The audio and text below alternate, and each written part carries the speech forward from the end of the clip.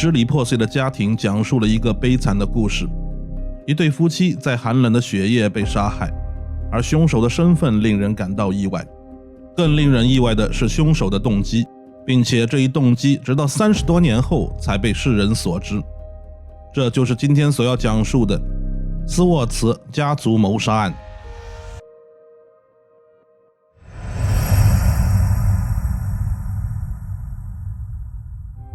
圣克莱尔角是马里兰州首府安纳波利斯的郊区，人口不到9000人，却有着众多的私密社区。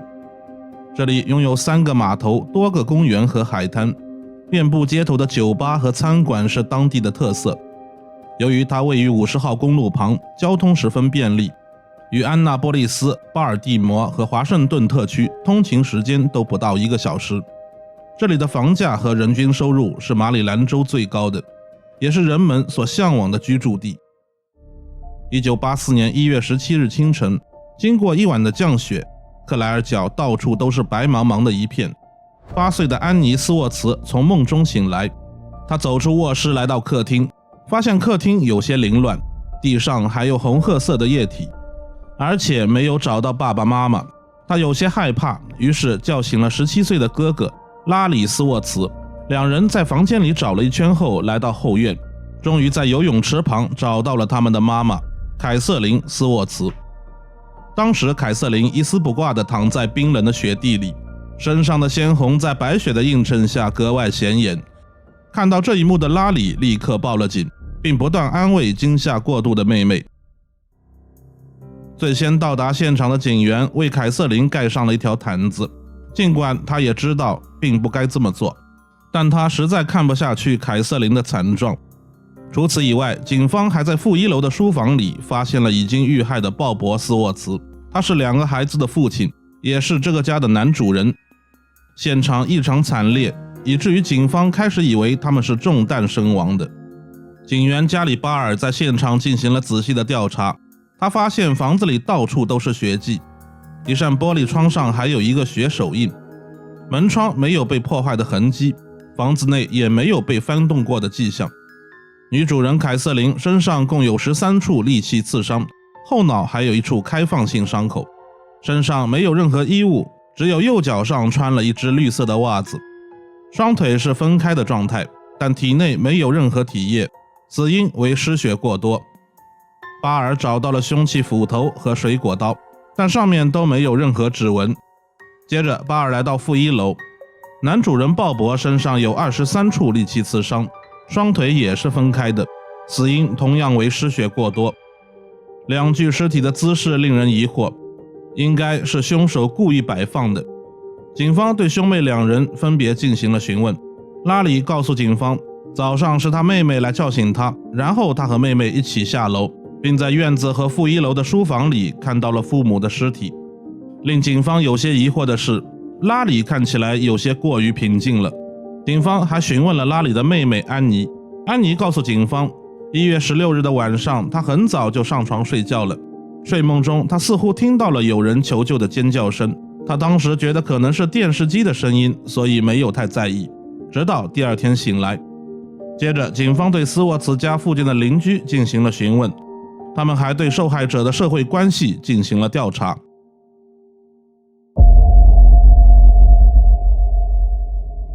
斯沃茨一家住在圣克莱尔角一个安静的社区。鲍勃和他的妻子凯瑟琳都来自严格的天主教家庭，鲍勃是一名电子工程师，凯瑟琳是一名中学教师。2人于1970年相识，并在交往一段时间后步入了婚姻的殿堂。他们在社区中受人尊敬，但婚后他们始终没有孩子，这让夫妻2人非常烦恼。一次机缘巧合的机会，夫妻2人参与了教堂举办的婚姻相遇教会活动，并在活动中帮助有困难的孤儿。这次活动让夫妻俩有了收养孩子的想法。拉里·斯沃茨是他们收养的第1个孩子。拉里出生于1966年8月25日，他的父母是皮条客和一个10几岁的流浪者。在拉里出生20个月后，他被遗弃在银泉公寓大楼里，并从此开始了他颠沛流离的生活。在接下来的6年里，拉里曾在4个寄养家庭生活过，但这些家庭最终都没有留下他。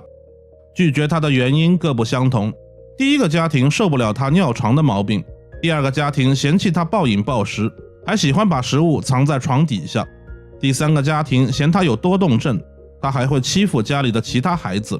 而最后一家的养母与拉里发生了争执，养母在一气之下把他的胳膊扭断了。就这样，拉里再次被送回了儿童保护机构。有了前几次的教训之后，拉里告诉工作人员说，为了以后有稳定的生活，他打算做一个完美的孩子。也就是从这个时候开始，拉里变了，他开始隐藏自己的真实情绪，并表现得非常乖巧。不久后，斯沃茨夫妇收养了他。此时的拉里刚满7岁。虽然拉里算不上聪明，但他在足球方面很有天赋，而且他安静温和，非常讨人喜欢。鲍勃和凯瑟琳对拉里有很高的期待，因此对他管教非常严格。但拉里的成绩始终不太好。不久后，夫妻俩又领养了另一个孩子，麦克斯沃茨。他比拉里大6个月，并且也有着凄惨的经历。麦克去过7个寄养家庭，最后都因各种各样的原因被送回了福利机构，其中有收养家庭的原因，也有麦克性格的原因。他叛逆又暴躁，情绪波动很大。麦克的到来让拉里感到高兴，两人很快成为最好的朋友。但麦克对鲍勃和凯瑟琳来说却是一个巨大的挑战，他总是违反父母的规矩。麦克学习成绩确实比拉里好，但经常在学校里闯祸，无法达到鲍勃和凯瑟琳的期望。相比之下，夫妻俩更喜欢乖巧懂事的拉里。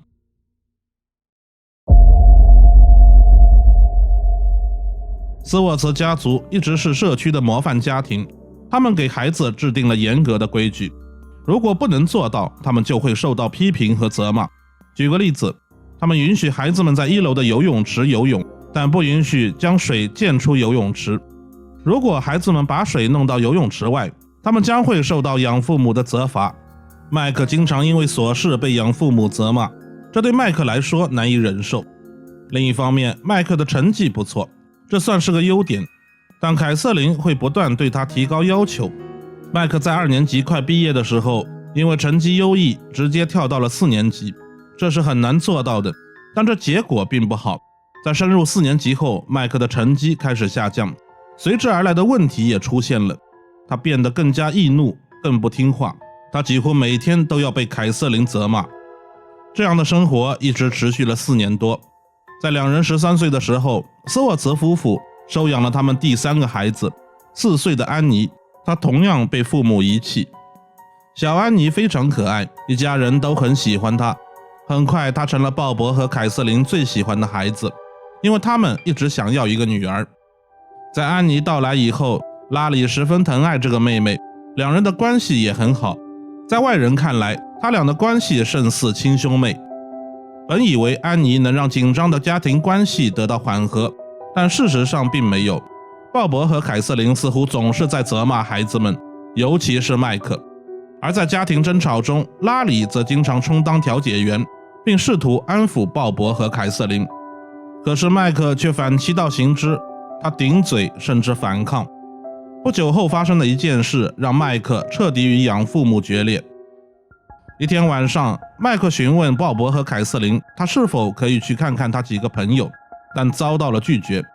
当天晚上，麦克偷偷溜出了家，直到10点多才回家，结果他被锁在了屋外。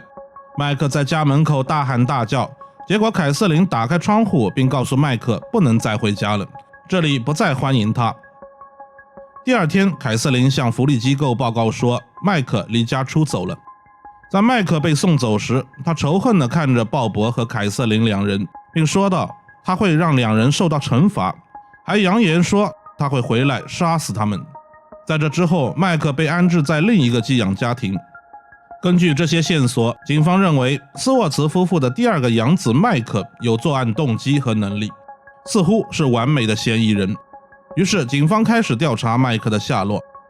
福利机构告诉警方，麦克在离开斯沃茨家后被安置到了另一个家庭，但没过多久，麦克又被送了回来。在那之后，他被送进一所学校，但麦克还是惹了很多麻烦。不久后，他被送往州立精神病院接受评估。根据精神病院提供的记录，案发当晚1月16号的晚上，麦克在一个上锁的病房里，他不可能是凶手，因此麦克的嫌疑被排除。根据警方的调查，斯沃茨夫妇经常参加社区活动，认识他们的人都表示他们人很好，也从不与人结怨，因此警方再次找到了拉里。这一次由警员巴尔对他进行了询问，但拉里的回答与上一次有些差别。他说他是透过窗户看到母亲的尸体的，但事实上从窗户根本无法看到游泳池的边缘。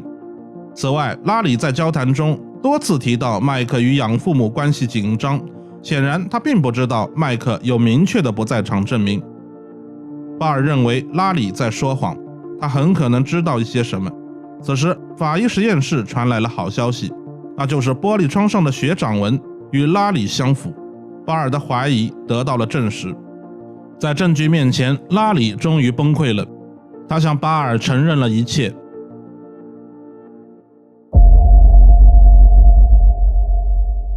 拉里说，麦克的离开让他感到难过，而且在麦克走后，他成了家里唯一的男孩。鲍勃和凯瑟琳对他的管教也更加严格，并且限制他的自由。他们不希望拉里和麦克一样。为了摆脱现状，拉里开始努力学习，并希望鲍勃和凯瑟琳可以喜欢他。他努力做到完美，在学校他认真学习，从不闯祸，就连最喜欢的足球活动也很少参加。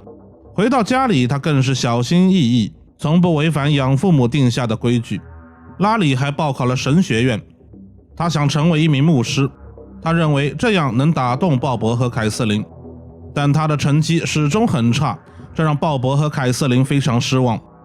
每当凯瑟琳对着拉里大声吼叫时，他就会想起哥哥麦克。拉里曾亲眼看着麦克被赶出家门，他觉得他迟早也会像麦克一样被抛弃。有一次，拉里在足球训练中弄脏了衣服，凯瑟琳狠狠地骂了他一顿，并且认为踢足球影响了拉里的学业。之后，拉里被禁足，他只被允许去学校和教堂，其他地方哪儿都不许去，并且他与朋友的社交也受到限制。但严加管教并没有任何成效，拉里的成绩越来越差。在马里兰州，青少年最早可以在年满16岁3个月的时候报考驾照。拉里非常期待，但报考驾照必须经家长同意。鲍勃答应，只要拉里下学期平均成绩可以考到 B， 就让他考驾照。可是当拉里真的考到 B 时，鲍勃反悔了，他觉得 B 还不够好，要下一次全部考到 A 才行。对于拉里来说，考到 B 已经实属不易， A 几乎是不可能的。而且即使真的做到，鲍勃也未必会履行诺言，这让拉里非常愤怒。拉里明白，他不管做什么，在父母眼里他永远都不够好。他尽了最大的努力，但总是遭到批评和惩罚。他考取驾照的希望也彻底破灭。也是从这时开始，拉里偶尔会在卧室偷偷喝酒。而接下来发生的这件事让拉里彻底爆发。当时拉里结识了一个名叫莎拉的女孩，两人很快发展成男女朋友关系。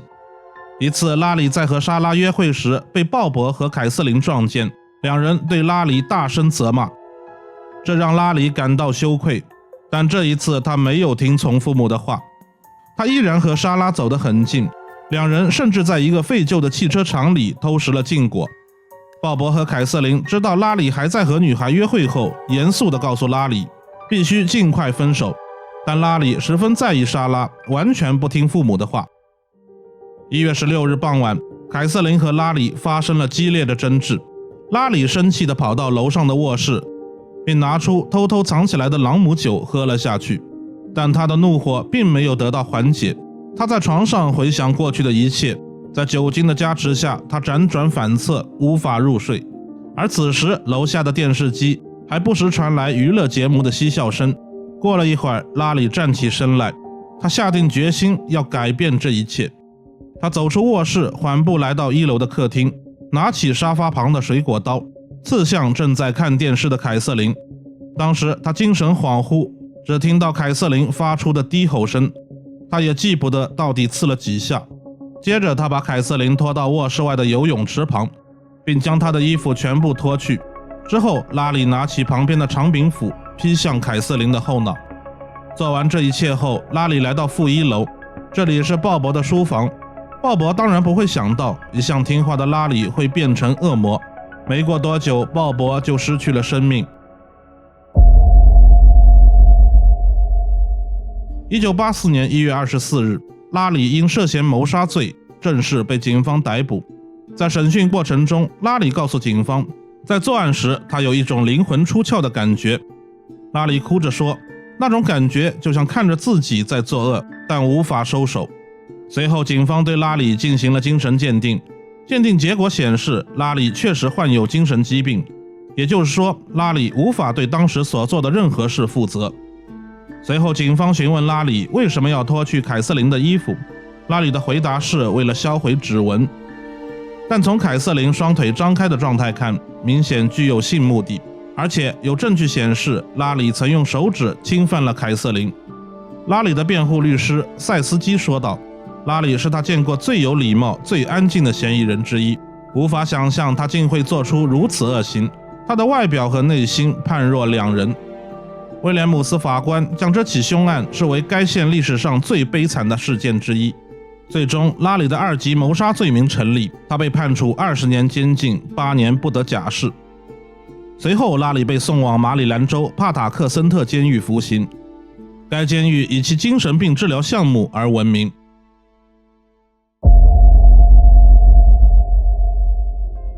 在狱中的拉里完成了高中和大学的学业，并且由于他在狱中表现良好，9年后的1993年，他终于获得了假释。这一年，一部基于该案改编的电影《支离破碎的家庭》也在拉里出狱时上映，而拉里的哥哥麦克也在拉里服刑后不久，为了25分的硬币谋杀了一名男子，并因此被定罪。历史总是惊人的相似，就像拉里一样，最终令麦克被定罪的重要证据也是他的血手印。陪审团仅用了大约3个小时就认定麦克犯有1级谋杀罪，麦克被判处终身监禁，不得假释。在庭审的最后，麦克哭着说道，我重新发现了上帝，我相信凯瑟琳和鲍勃是爱我的，只是他们不知道如何表达他们的爱。麦克还说，虽然他永远会讨厌拉里的罪行，但他原谅了拉里，因为拉里是他的兄弟。